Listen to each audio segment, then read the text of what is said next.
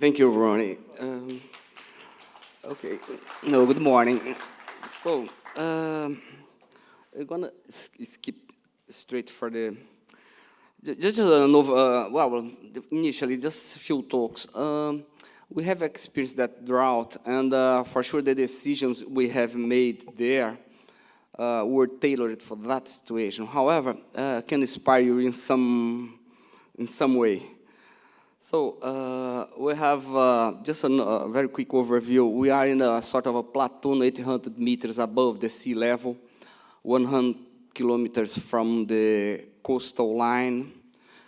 And there are, let's say, 5 major water systems. Now we have one brand new one, but anyway, at that time we had just this 5 systems, at least 3 of them are quite big. And the major challenge at that time was to realize, that was my first, let's say my first tip. We took some time to realize that we were in trouble. All the weather forecast institutes usually were saying that, okay, we have equal probability to have a normal pattern of the climate. Actually, what has occurred was quite a different scenario.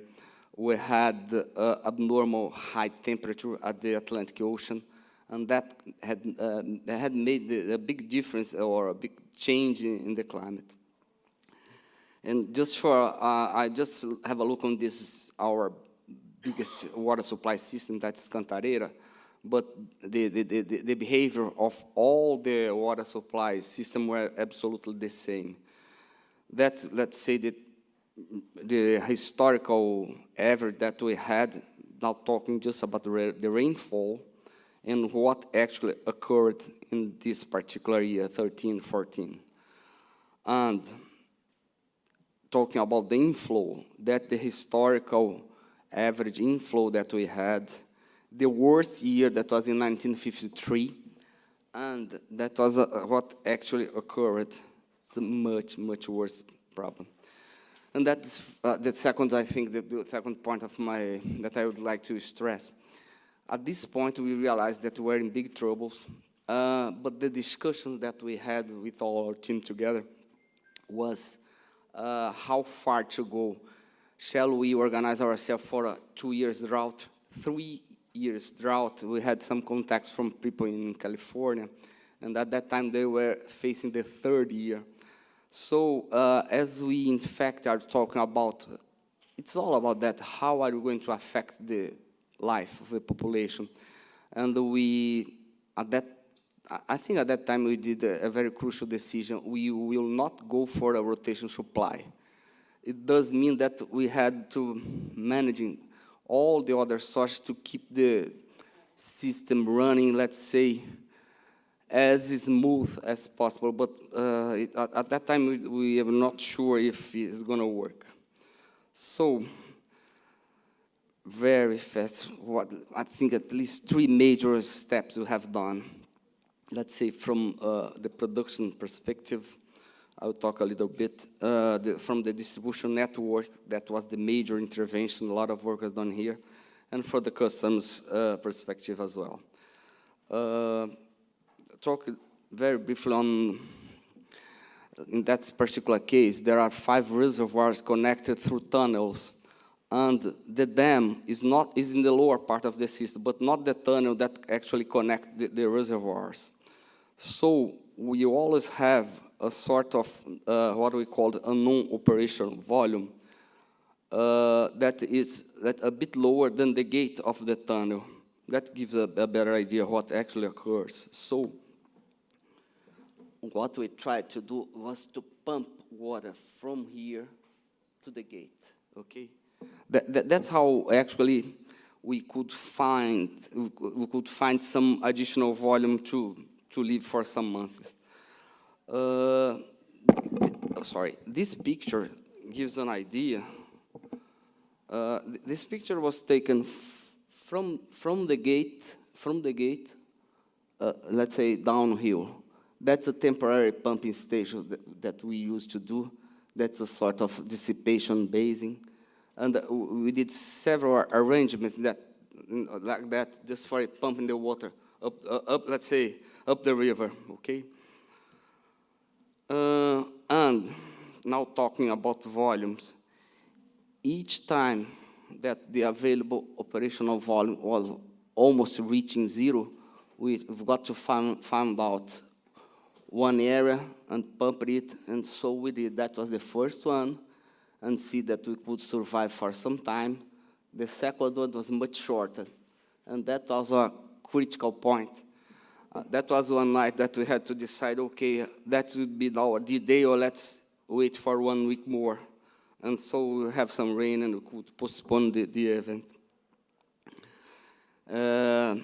Just if we have not used that, would be under trouble since the very beginning of January of 14th. So from another point that we had hard work was where we had to push back the Cantareira system. So in order to allow the other supply system to expand, we had to do a number of interventions, mainly connecting trunk lines to big hospitals. Also, we had to enhance our capability of the reservation capability. And also had to enhance the capability of some other water supply system. Basically, we used membranes, and that was one crucial point. Some very poor areas in Sao Paulo, and people doesn't have roof tanks. So actually, we gave these roof tanks for them. And why we have done that? Because we have decided to embark on a very, very strong pressure reduction program. And in order to allow people to receive some water during certain hours, we had to actually allow them to have at least a roof tank big enough for, let's say, 20 hours supply the house, okay? We have something like 1,500 PRVs, the large majority of them controlled by time. And for sure, you have some automatic controls, but the large majority is just by time. But we did some work manually as well. So through that, I think that we had a reduction of 30% of the SIV, but we could postpone the worst decision point. From the custom, that's closing the presentation, we actually had a very good incentive for people that actually had good savings. We had a rolling average of 12 months, and if you reduce, let's say, 40% or 50% of your consumption, you earn a discount monthly. We have the people actually supported that activity. Few people had penalties because they actually were using more. But the general saves were good. It was very costly for the company. We spent something like $200,000. It was and the company had serious trouble because of the revenues, you can imagine, because we were selling much less than before. That's a good point. I think people realize that we need to save water. We must use it in a wise way. And just for closing this last half second, we had a good response from the system. Apart from the politicians and from the press, the population supported us, and that was very important throughout all this story. And that was the worst part. We had a very, very well-planned program. If we had to actually adopt this, what we call our D-Day, the Army would be in charge of our water treatment plants. Also, someone would be in our control center. So we have planned for, but hopefully we didn't have to use. 2 seconds less.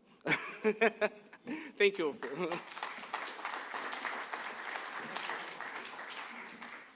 Thanks very much, Francisco. Just, I think I'll quickly summarize what you've said there, just so that people can dwell on it.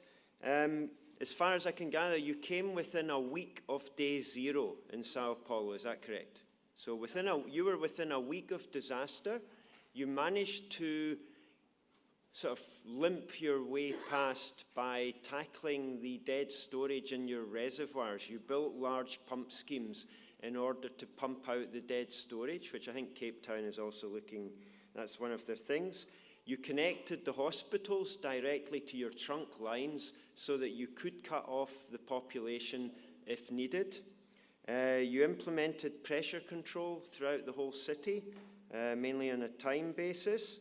You had an incentive for customers where you paid them to reduce their water consumption rather than hitting them with high tariffs. You spent 2.4 billion rand on the interventions. It was $200 million, you said. So that's 2.4 billion rand. You saved 330 million cubic meters of water. And the population was positive, but the press was very negative. They were not your friend, and you had to look at bringing in the army if all hell broke loose, basically. That's it. Is that in a summary? Have I summarized it? Good. Thank you very much. Well done. Okay, thanks, Francisco.